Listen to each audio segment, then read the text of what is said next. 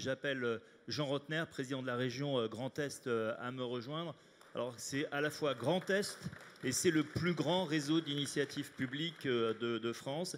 Et puis j'invite aussi Fabienne Billa, qui est membre du comité digital consultatif de la Caisse des dépôts et qui nous aide dans le digital. On va continuer. Moi, j'aimerais que, Jean, tu nous racontes ce que c'est que cette grande aventure industrielle qu'on est en train de connaître dans le Grand Est, avec justement les enjeux de formation dont parlait Cédric. Bonjour, merci déjà de m'avoir permis d'être présent parmi vous cet après-midi. Je suis très heureux de l'introduction du ministre parce que derrière ce qu'il dit, il parle d'aménagement du territoire.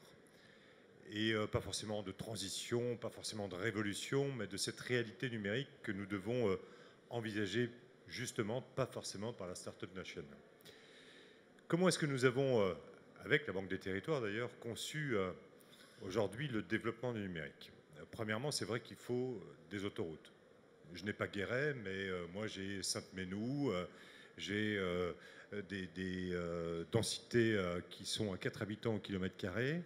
Et nous avons fait le choix de développer un réseau d'initiatives qui est un grand marché public finalement, un peu particulier, avec le support de la Caisse, avec le support d'éléments bancaires, mais qui s'élève à 2 milliards d'euros. C'est 1 500 000 prises. Et nous avons décidé de ne pas parler de rentabilité, mais de service et de notion de service public à travers le numérique.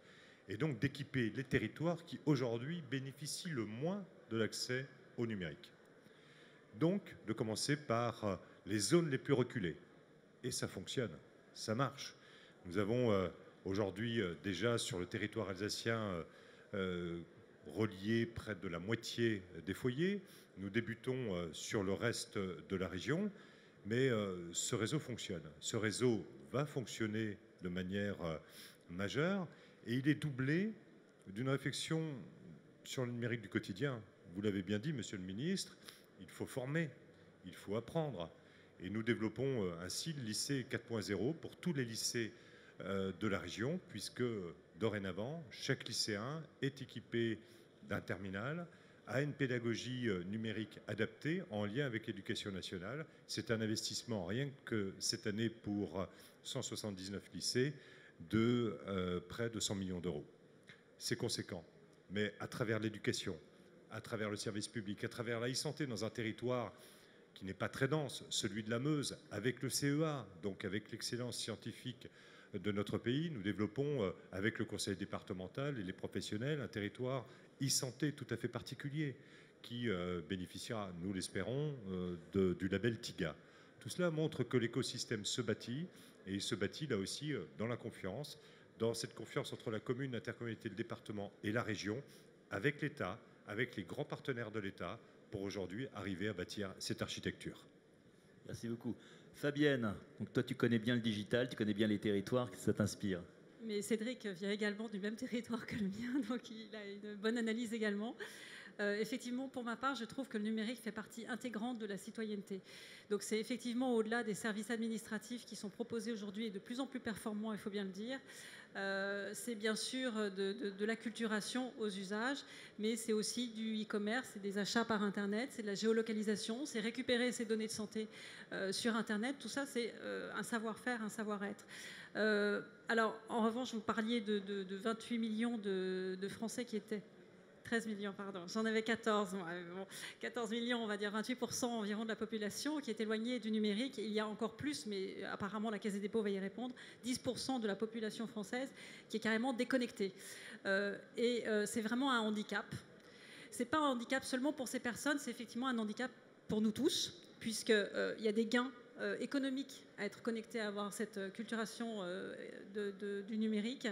Et il y a des gains aussi pour l'emploi, c'est-à-dire que plus on est formé et plus on est acculturé sur le numérique pour les outils, pour les usages, et plus il y a une résorption du taux du niveau de chômage. Donc ça nous incombe à tous, et c'est là où je parle de citoyenneté, c'est important d'avoir cette acculturation numérique. En matière de formation, alors là on l'avait découvert avec la Caisse des dépôts, en fait très peu de Français se forment, il y a 15% de Français qui se forment chaque année au numérique, et ce sont toujours les mêmes d'une année sur l'autre. Comment on va les récupérer? Parce que bien évidemment, ça répond, nous, on va se former facilement, mais on se doute bien qu'avec les crises précédentes, il faut aller plus loin sur ces formations au numérique. Et là, on parle de cohésion sociale finalement et d'harmonisation. Et j'ai envie de dire bravo la Caisse des dépôts aussi d'inciter avec le futur compte personnel de formation, c'est ça, d'aller rejoindre ce territoire.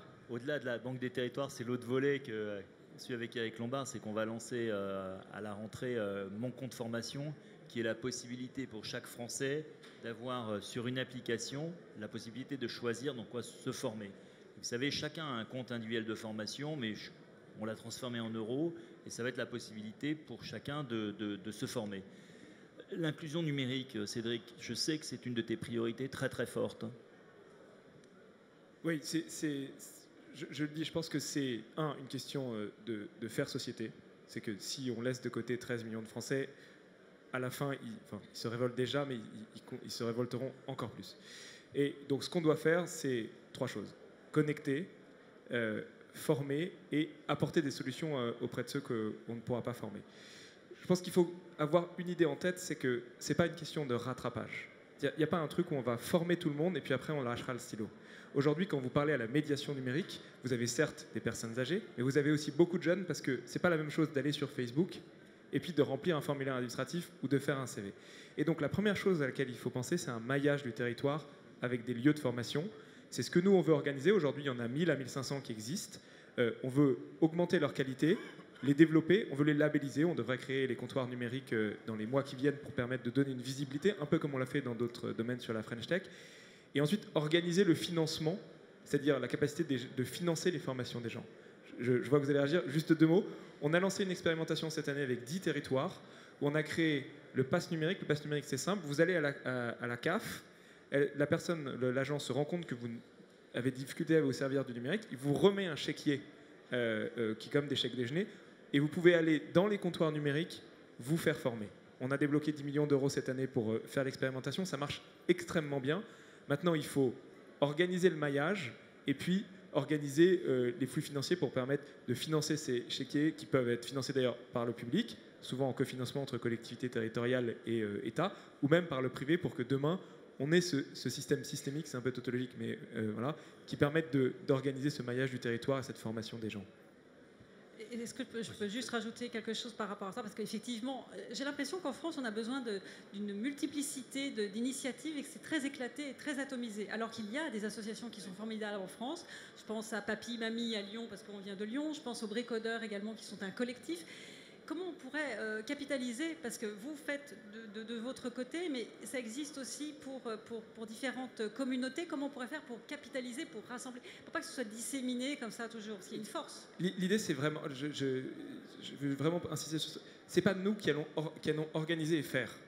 Il y a plein d'initiatives sur le territoire qui maillent quasiment le territoire, qui sont portées souvent par des collectivités territoriales, d'autres fois par des associations, parfois par des acteurs privés. Je sais que le Crédit Agricole, par exemple, je crois que c'est peut-être dans la Haute-Vienne, je sais pas, enfin, le Crédit Agricole veut envisager de faire des actions de formation. Nous, comme on l'a fait sur la French Tech, on n'a pas créé des choses. On a dit aux acteurs, ça existe, on vous labellise à partir d'un certain niveau d'exigence et on vous met au réseau et on vous aide à progresser en vous mettant en réseau, en vous donnant des outils. On veut faire exactement la même chose, dire partir de ce qui existe. Peut-être que certaines fois, il manquera des lieux pour se faire dans certains endroits et on pourra réfléchir les choses à partir de la dynamique des maisons France Service, par exemple. Mais il faut d'abord partir bassin par bassin de qu'est-ce qui existe, comment c'est maillé. Là, éventuellement, il manque des choses. Labelliser les gens, leur donner en visibilité, parce que c'est aussi une question de visibilité locale et nationale d'ailleurs, d'où la création de cette marque transverse comptoir numérique, comme on a créé la French Tech à un moment, mais pour labelliser des choses qui existaient déjà, et faire levier sur les actions très locales qui existent. Oui. Moi, on a vu dans la crise récente, la crise des Gilets jaunes, ce domaine de la fracture numérique est très forte. C'est 0 ou 1. Soit on est connecté, soit qu'on ne l'est pas. Et on voyait bien que une partie des Gilets jaunes venait de territoires dits défavorisés. Moi, ce que je trouve important, c'est de pouvoir témoigner de ce que les territoires font très concrètement. Et est-ce que l'on sait qu'aujourd'hui, quel est le rythme de déploiement dans la région Grand Est du très haut débit? On est à 12 000 par mois et on va monter dans quelques semaines à 20 000 par mois. Donc ça veut dire qu'au moment où on se parle, aujourd'hui, il va y avoir à peu près 1000 clients qui vont être raccordables. Et c'est les villes que tu disais, dans la Meuse, dans des villages vosgiens qu'on connaît bien tous les deux. Donc ça, il faut le dire, que les choses se font et que dans notre pays, cette initiative est tout à fait unique et permet que les territoires ruraux sont couverts. Ça permet d'ouvrir des cadenas, parce que pour permettre aux associations, aux collectivités locales de s'engager là-dedans, ils doivent quand même bénéficier de ces autoroutes. Sinon, on s'arrête là et on a plutôt tendance à attendre. Donc nous, l'objectif de ce RIP, c'est vraiment de donner un coup de booster, d'accélérer. Et du coup, on voit effectivement les initiatives, les tiers-lieux qui naissent petit à petit, les réseaux, les écoles de formation, de codage, qui ne sont plus réservées aujourd'hui aux grandes villes, même plus aux villes moyennes, mais à la ruralité. Et on se réinvente un avenir à travers effectivement le très haut débit. Se réinventer un avenir aussi, c'est permettre à un artisan de se dire « je peux rester chez moi ». Je peux passer, faire un devis, l'envoyer à l'autre bout du monde, et il peut être épais comme ça, et ça ne va pas mettre 3 jours le temps de télécharger et d'être envoyé. Ça veut dire que la petite PME va s'inventer un avenir sur son territoire, et ne pas se dire je vais être obligé de déménager, de me délocaliser régionalement pour aller vers la fibre, là où elle se trouve. Et puis ce qui est quand même assez fantastique, monsieur le ministre, c'est que grâce à ce système, eh bien, on va être en avance de phase par rapport aux zones amies, qui sont un petit peu en retard, et que la ruralité, c'est un peu une forme de vengeance, mais la ruralité va être reliée au très haut débit avant les grandes villes, dans certains quartiers. Ça pose problème, ça pose sujet, parce que les élus, là aussi, ne comprennent pas. Il y a d'une part une impulsion très forte sur le RIP, et un retard un peu chronique, avec un dialogue qui se fait vis-à-vis des opérateurs, qui est un petit peu compliqué parfois d'expliquer, mais je crois que là aussi, le RIP donne un coup de booster à tout le monde. Et finalement, Olivier l'a dit, c'est une montée, on est en phase de croissance, c'est créateur d'emplois aussi. 1500 emplois en Alsace, 2500 sur les 7 autres départements. Ça ouvre là des perspectives à des jeunes qui voyaient leur avenir bouché. Et grâce à cela, et aux métiers féminins très souvent, jamais sans zèle, non, je redis ça parce que c'est quand même quelque chose d'important. Les métiers du numérique, les métiers de l'industrie de proximité, c'est aussi des métiers qui doivent s'ouvrir aux filles. Et le numérique permet de le faire, l'apprentissage à distance permet de le faire. Nous sommes en train d'inventer un ICFA, nous essayons de travailler à travers le drame de Notre-Dame sur un CFA des métiers de la restauration et des métiers d'art, là aussi délocalisé. C'est le numérique qui nous permet de le faire. C'est-à-dire qu'en cherchant la compétence là où elle se trouve et en la reliant à d'autres compétences numériques, eh bien, on réinvente des lieux de formation, on réinvente les modalités de la formation. Et ça ouvre des possibles absolument inimaginables. Et enfin, dans une région frontalière comme la nôtre, nous avons 40% de la frontière terrestre française, mais l'apprentissage des langues, grâce au numérique, c'est quelque chose d'exceptionnel. L'Île-de-France vient de le lancer, nous le lancerons aussi, nous le ferons territoire par territoire, langue régionale, langue internationale, c'est quelque chose d'absolument exceptionnel. Donc voilà quelques exemples qui montrent que grâce à ça, on transforme l'avenir. On n'est plus dans la contestation, mais plutôt dans la démocratie de l'action, dans la démocratie de la solution, et le numérique, c'est ça qui est merveilleux, permet de le faire.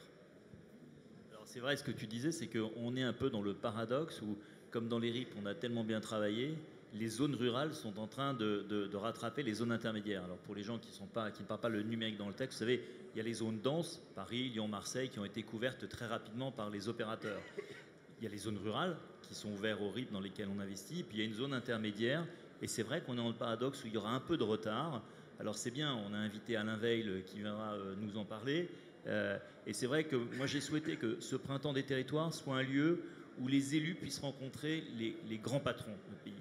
Les grands patrons, à l'occasion de la crise qu'on a connue, ont souhaité s'engager pour les territoires. Et dans les gens qui sont engagés pour les territoires, il y a Philippe Monloubou, que j'invite à nous rejoindre, qui est le président d'Enedis. Parce qu'il faut le rappeler quand même, pour que tout ça fonctionne, dans les réseaux connectés, il faut quand même de l'énergie et de l'électricité. Bonjour Philippe, bienvenue. Bonjour Olivier, merci encore de cette invitation. Bonjour Monsieur le Ministre et cher Jean, bonjour Madame. Oui, effectivement, et moi je me réjouis quand j'entends cette discussion parce que j'ai le sentiment que face aux questions, il y a des réponses très concrètes et aujourd'hui, l'industrie que je représente est une de ces réponses concrètes. Moi, j'ai coutume de dire, nous étions une industrie du temps long et de la linéarité dans sa progression. Et pour reprendre quelques mots que vous avez évoqués, on est devenu en quelques années simplement une industrie du temps réel et du systémique. Alors ça fait un peu techno, un peu prétentieux quand on le dit, mais c'est la réalité. Et pourquoi ? Parce qu'on a des enjeux extraordinaires aujourd'hui à relever. Je pense qu'aujourd'hui, avec la programmation pluriannuelle de l'énergie, les choses sont claires en matière d'ambition. Ces ambitions sont très fortes. Et seul le numérique, seul le digital pourra nous permettre de relever ces enjeux. Donc c'est plus une option, c'est plus une question, c'est une réalité aujourd'hui industrielle que nous relevons. Le premier élément que j'ai envie de citer, c'est le fameux compteur intelligent ou communicant Linky décrié. Mais y aura-t-il demain une transition écologique sans données de consommation que seul le compteur permettra? Y aura-t-il un empowerment, pardon du terme, je ne sais pas comment le dire en français, il est un peu plus difficile à évoquer, de l'ensemble du citoyen dans toutes les régions, dans tous les endroits, parce que le compteur se développe partout, qui permet à chacun d'appréhender sa consommation, de rentrer dans une logique de comportementale véritablement par rapport à une donnée quasiment en temps réel dont il disposera. Deux exemples en plus qui illustrent le cœur de ce que tu évoquais, les territoires. J'ai inauguré il y a 10 jours un énorme poste de transformation à Pody, ça dit certainement pas grand-chose à quiconque dans la région, près d'Issoudun. Il y a 10 ans, on aurait dit aux personnes qui étaient implantées là qu'on construirait un tel ouvrage avec une telle puissance, on aurait crié au fou. La réalité aujourd'hui, c'est que du fait de l'implantation justement d'énergies renouvelables, du fait de la variabilité de ces énergies, les technologies les plus sophistiquées sont implantées au cœur de ces territoires. Un autre exemple, je vais la semaine prochaine au Glénan, où on va lancer l'installation de ce qu'on appelle un microgrid, un micro-réseau, pardon, pour rester encore un peu plus, je reste en français, un micro-réseau qui, du fait des énergies renouvelables, du fait des données, du fait du compteur Linky, va pouvoir fonctionner de manière autonome. Et c'est l'industrie française qui en bénéficie. Je suis président de l'association des réseaux électriques intelligents en France. J'étais en Indonésie il n'y a pas longtemps. Il y a 17 000 îles en Indonésie qui fonctionnent aujourd'hui avec des groupes électrogènes, soumis à tous les aléas climatiques, économiques, etc., sans parler de la piraterie qui peut parfois sévir. Ça veut donc dire que clairement, il y a là des vraies réponses, des réponses locales, des réponses sociétales et des réponses économiques, évidemment, pour notre industrie. Donc on est là dans des transformations qui sont déjà engagées. Évidemment qu'il faut les soutenir et tout ce que vous avez dit est évidemment fondamental. Mais d'ores et déjà, moi, mon sentiment, en tout cas pour ce qui est de mon industrie, on est résolument engagé dans une transformation qui est à la fois, je dirais, technique. Il faut bien que les réseaux, comme je viens de l'évoquer, ne pourront plus fonctionner de la même manière grâce à toutes ces données de consommation. Temps réel, dimension systémique, planification totalement différente, gestion quasiment temps réel des raccordements par rapport à des opérateurs d'énergie renouvelable qui vont vouloir s'installer et avoir évidemment une réponse immédiate. Technologique, si je parle d'Enedis, il y a 5 ans, on n'imaginait pas que ce soir, là, à l'heure où je vous parle, on échangera à peu près 2 milliards de données uniquement parce que les compteurs intelligents se développent et que les réseaux fonctionnent comme ça. Talent et compétences. Merci de soutenir ces initiatives. Les besoins sont immenses. Et c'est des transformations en profondeur que les entreprises, je parle en tout cas pour Enedis, sont en train de conduire. Parce qu'on fonctionne différemment. Parce que l'innovation grâce au numérique, au digital, est aujourd'hui une innovation dans du temps court. Historiquement, une entreprise industrielle comme la nôtre pouvait se permettre de gérer quasiment à son échelle l'innovation sur les réseaux électriques. C'est impossible aujourd'hui. Sans justement une innovation qu'on appelle, encore une fois un anglicisme, innovation ouverte, si on dit en français, enfin open innovation, je pense que ça parlera mieux à tout le monde, et qui seul permet de s'irriguer des talents qui sont justement dans l'ensemble des territoires, grâce au numérique, grâce au digital, et cette innovation, elle est fondamentale pour aller la chercher dans les univers avec lesquels on travaille, et qui sont dans les territoires. C'est pour ça que les opérations que nous conduisons ensemble sont déterminantes, parce que l'enrichissement des territoires, c'est aussi l'enrichissement de l'intelligence locale, qui est absolument clé pour que les grandes entreprises industrielles puissent se doter de toutes les ressources nécessaires et accompagner les grands projets régionaux et territoriaux. Non, je voulais juste ajouter, parce que quand on dit talent et formation, souvent quand on pense au numérique, on pense ingénieur, chercheur. Mais aujourd'hui, les opportunités et la tension d'ailleurs sur les ressources la plus importante, elle est au niveau technicien DUT BTS. Que ce soit pour poser la fibre, parce qu'il y a des besoins énormes de recrutement pour poser dans les bons délais la fibre, ou que ce soit à l'intérieur même des emplois créés par les entreprises. Je prends cet exemple-là. J'ai vu le patron d'UPS, il n'y a pas très longtemps, qui a des centres logistiques un peu partout en France. Lui, ce qui lui manque, ce n'est pas des ingénieurs. Ce qui lui manque, ce sont des techniciens à l'intérieur de ces entrepôts logistiques qui comprennent le sujet de la numérisation, qui sont capables de gérer des systèmes de plus en plus automatisés. Et donc, on est au cœur des endroits où on a un problème de chômage en France et où donc on a cette aberration qui est qu'à la fois on a beaucoup de chômage, on a des emplois non pénibles et d'avenir bien rémunérés qui sont disponibles. Et donc, il faut accompagner cette transition. Mais encore une fois, ce n'est pas un truc qui se décide à Paris. C'était quelque chose qui doit faire l'objet d'un accord local entre les régions, les collectivités territoriales, avec les entreprises et les organismes de formation. Nous, on a fait un gros effort pour les emplois peu qualifiés avec la grande école du numérique. Je pense qu'il faut élargir le scope parce que c'est plus qu'une question d'emploi peu qualifié, ça peut être une question d'emploi, je disais, technicien, même parfois ingénieur. Et donc, il faut qu'on se mette tous autour de la table pour réussir à tirer cette dynamique et les opportunités sont réelles. Sur la formation, c'est un rôle qu'on assume aussi à la Banque des Territoires. Et tu le sais, on a investi dans la grande école du numérique. Je tourne vers Dara Lecomte, qui en a fait beaucoup. Je pense à Simplon, qu'on a soutenu, mais toutes ces écoles de formation du numérique. Et je ne parle pas de X Harvard, je parle justement de ces métiers-là qu'on a soutenus.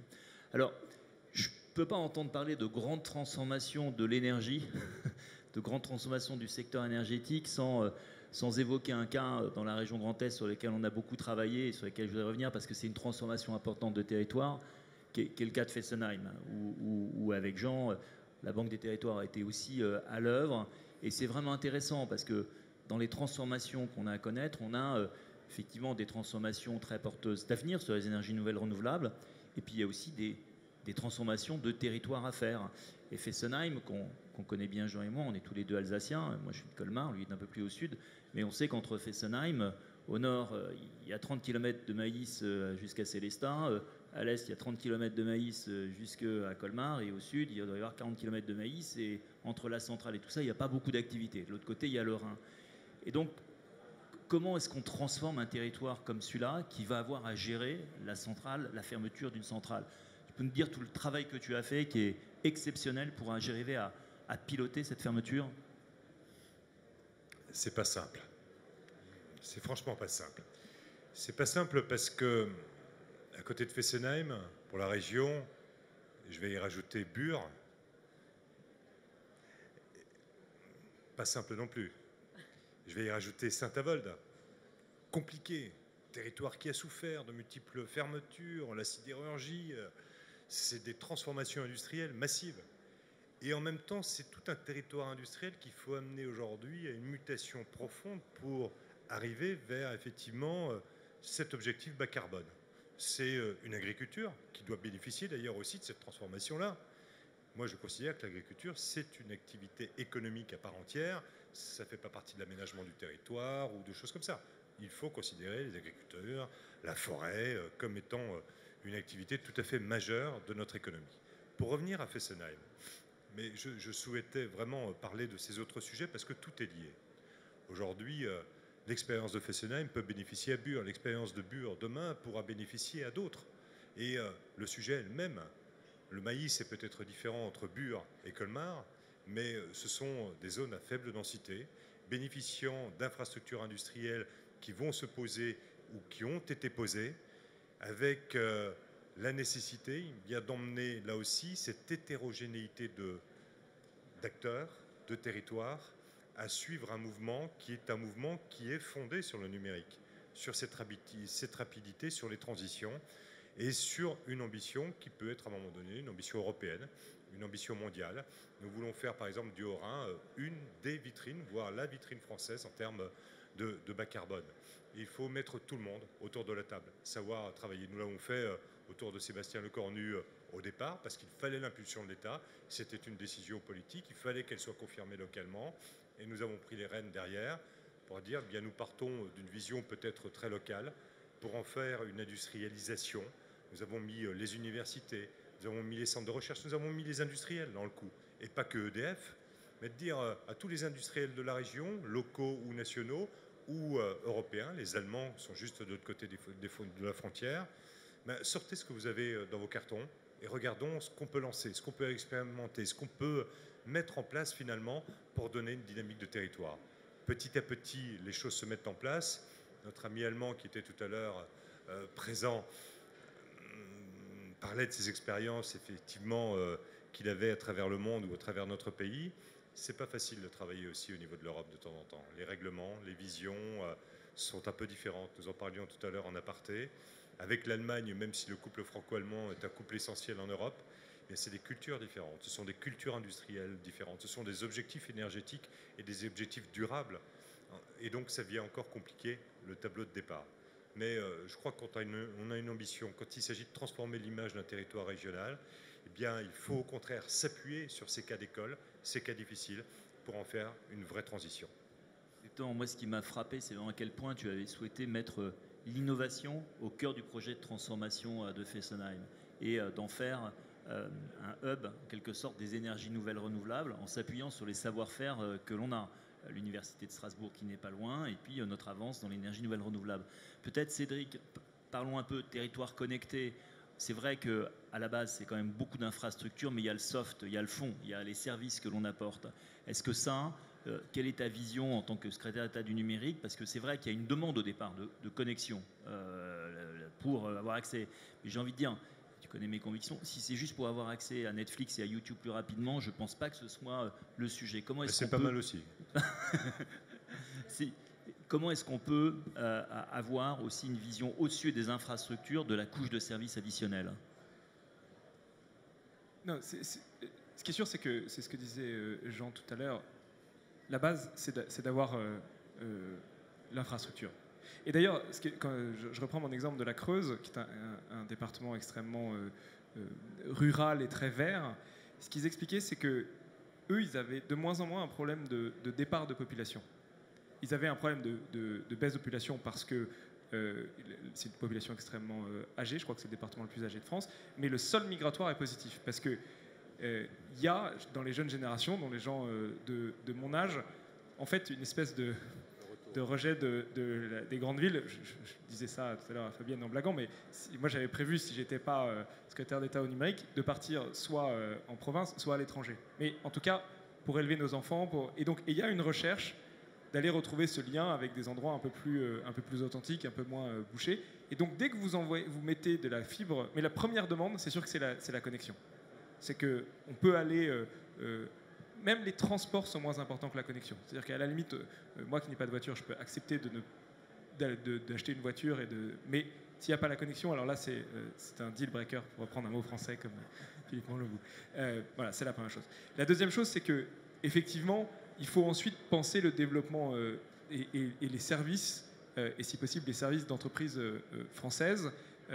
Et c'est tout l'écosystème d'innovation qu'on doit pousser dans les territoires et qu'on doit populariser avec la formation des gens, avec la capacité à mettre en avant tous les bénéfices de l'économie connectée. Et c'est pour ça que tout à l'heure j'insistais sur le fait que l'écosystème d'innovation c'est important, parce que si on fait de la fibre pour que ça c'est bien.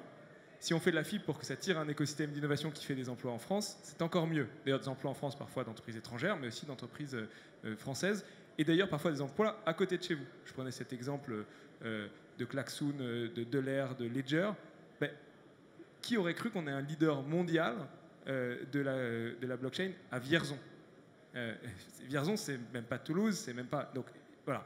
Et donc, tout ça, c'est à penser en cohérence avec les usages d'un côté, l'industrie de l'autre, et puis les tuyaux qui sont indispensables. Et en fait, ça se tient. C'est pour ça que c'est un écosystème. C'est qu'il n'y a pas l'un sans l'autre. Si on a l'un sans l'autre, il y a une pièce qui manque dans la machine pour qu'on puisse tirer la France vers le haut. Non, je pense que c'est aussi beaucoup une question d'acculturation, parce que là, on parle d'infrastructure, bien sûr.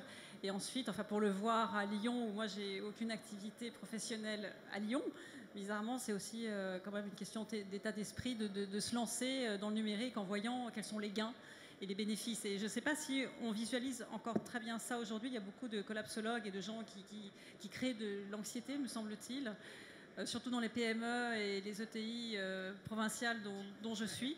Pardon ?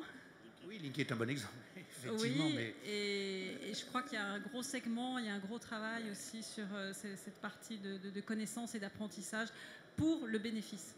Mais effectivement, et je pense que Linky est un bon exemple en l'occurrence, parce que c'est vrai qu'il a généré beaucoup d'inquiétudes. On s'aperçoit que la courbe est en train de s'inverser et qu'à l'inverse, il y a une attente maintenant par rapport à quelque part une idée que finalement disposer de données, être connecté, tout ceci s'intègre dans un écosystème plus large. Mais je voudrais revenir, ces écosystèmes, ils ont beaucoup de valeur et ils se construisent vraiment localement, entre des entreprises, entre des acteurs locaux, entre des laboratoires, entre de l'université, entre tout simplement des bailleurs sociaux ou des bailleurs tout simplement privés. Et tout ceci crée une dynamique qui se nourrit, je crois, justement de la capacité à pouvoir promouvoir des données, capitaliser sur l'intelligence locale, créer ces synergies. C'est une richesse extraordinaire et je pense qu'on ne le dit pas suffisamment. Je pense qu'on doit pouvoir beaucoup mieux promouvoir les initiatives. J'ai en tête une expérience que l'on conduit à Lorient sur la base de données de consommation, où il y a une véritable pédagogie qui s'installe entre les différents acteurs propriétaires, locataires de leur logement, et qui remet une des équations considérées comme insolubles aujourd'hui à l'échelle du gouvernement, qui est celle de la rénovation. Enfin, tu en sais quelque chose aussi, Olivier. Et qui tout d'un coup remet immédiatement ces choses-là dans une perspective totalement différente à partir du moment où il y a une appropriation et où il y a des solutions qui sont imaginées localement et qui ont leur identité locale. Et je crois que dans cette logique qui donne une vraie confiance au territoire, parce qu'on en revient à ces termes qui sont fondamentaux, qui sont plus exclusifs, mais inclusifs, pour reprendre les termes un peu à la mode, on s'aperçoit qu'il y a, grâce au numérique, au digital, grâce à la fibre probablement, parce que la fibre, elle connecte des territoires, elle crée ces connexions de manière rapide, sans hésitation entre différents objets, entre différentes personnes, entre différents territoires. Et ça, c'est énorme, y compris pour les industriels que nous sommes. Ça donne une rapidité d'accès, je l'ai évoqué, à l'innovation, une rapidité d'accès au savoir et une rapidité d'accès à un fonctionnement collectif complètement nouveau. Ça prend fatalement un peu de temps, mais moi, je suis de nature plutôt optimiste. Et je note des évolutions, et Linky en est un bon exemple, entre les difficultés du début et aujourd'hui, quelque part, le fait qu'il se dessine progressivement une adéquation entre des données, un compteur et demain des réseaux qui vont favoriser l'émergence de tout ce qu'on vient d'évoquer. Je crois que ça, c'est plutôt une bonne nouvelle. Jean, le mot de la fin, parce que je vois Patrick Jeantet. C'est très bien. Justement, je voulais parler de Patrick Jeantet. Non, je fais un lien avec ce qu'a dit Cédric tout à l'heure sur le retour finalement au territoire. Il y a la fibre et il y a les mobilités. C'est juste indispensable. Ça marche de pair aujourd'hui. Et moi, j'ai la fierté de pouvoir dire que nous allons ouvrir 3 lignes de chemin de fer fermées aujourd'hui.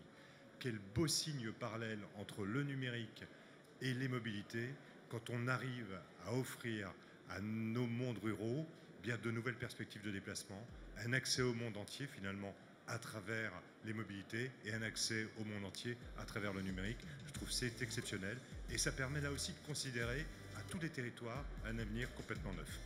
Merci beaucoup. C'était vraiment la thématique territoire plus connecté. On est passé sur le haut débit, on est passé sur l'énergie.